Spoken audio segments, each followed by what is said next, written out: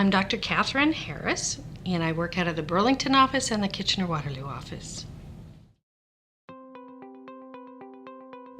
The most important feeling that I want to cultivate, especially when I first see a person, is hope. There's a lot of people come, and it's usually the end of the road for them. And they're not quite sure what else to do. They've tried everything that they knew how to do. It hasn't worked. They often come in either the last ditch effort because the marriage is falling apart, or often I see people that have seen other therapists before and they're not quite sure where to go from there. So first thing I want to try and instill is hope. And eventually, I hope we get to joy. Good therapy is a place where you can feel safe and to explore the things that you need to explore and confront the things you need to confront to be able to get beyond the places that you're stuck. So that requires having a relationship with someone. It's not just advice. It's not just learning some kind of technique. It's having a relationship with someone where you feel comfortable, you feel safe, and you're able to go to places emotionally that maybe you've only gone to by yourself. And there's something about being in the presence of another person that our brain is programmed for in terms of healing. So being in the company of that other person and feeling safe is a very core condition of what good therapy looks like. There's two modalities that I really love. The first, when I'm dealing with families and kids and so forth, is I love working with family therapy. And that's really helping people talk together in a different way, experience each other in a different way in the office, and hopefully we practice that enough that they can take that home and experience themselves differently and interact differently at home. But the second modality that I'm very excited about is called EMDR. It stands for Eye Movement Desensitization and Reprocessing.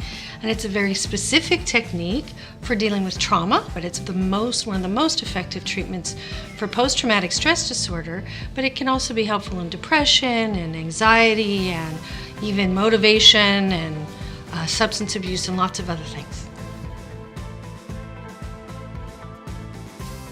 My clients tend to like me because I'm pretty laid back. I know I'm supposed to be a doctor, but I'm pretty laid back, and they like my sense of humor, I think. We try and bring some sense of humor into things. If we don't have a sense of humor about life, it's really dismal. And so I try and bring some sense of humor into things too. The thing I enjoy the most about my clients is that they teach me things. I learn so much about from my clients. But I learn about life, I learn about their life, their experiences, their jobs. I have had such exposure to such a wide range of people and situations and cultures and faiths, and I just love that about working with people, is that I get to learn about so much and about them. Therapy is both a relationship and it's a set of techniques. So some people have perhaps been taught some techniques and they haven't exactly filled the bill, done the job. And so I would encourage those people to understand that there's a huge amount of things at our disposal to help us to create change and to get out of that pain that you're in. So just because you've tried one set of techniques or maybe two or three set of techniques, there's much more available beyond that. Then also therapy is a relationship. And sometimes we click in that relationship and sometimes we don't. And it's a little bit like looking for a car mechanic or a doctor. There's lots of folks out there with a lot of different personalities and a lot of different ways of relating. And so sometimes we just need to find the person who's the best fit for us, that can help us feel safe so that we can move through the pain and be able to find what's on the other side. From my perspective, what most people are struggling with is either difficulty connecting, being attached, or difficulty being their own person and making their own way.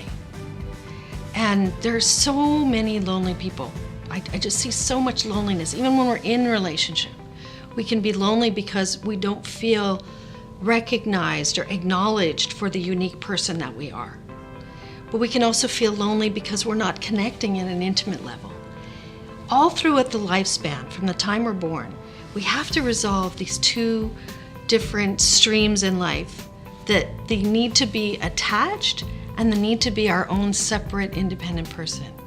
And the way I look at development and really the beginning of everybody's problems is that usually there's something that's going wrong in trying to get that balance between attachment and being your own person. Sometimes we're so attached we lose ourselves. Sometimes we don't know how to be attached and we feel very cut off. Sometimes we have a lot of things come from the fact that we have difficulty with boundaries. Being able to say no, being able to establish what's your work and what's my work, what's your stuff and what's my stuff. We try and fix other people's problems, but we're not able to really focus on how we're contributing to that. So that tension between attachment and separateness is such an important theme in my work, and I think it underlies a lot of people's pain. They're trying to connect, but connecting in a healthy way is sometimes difficult to work out.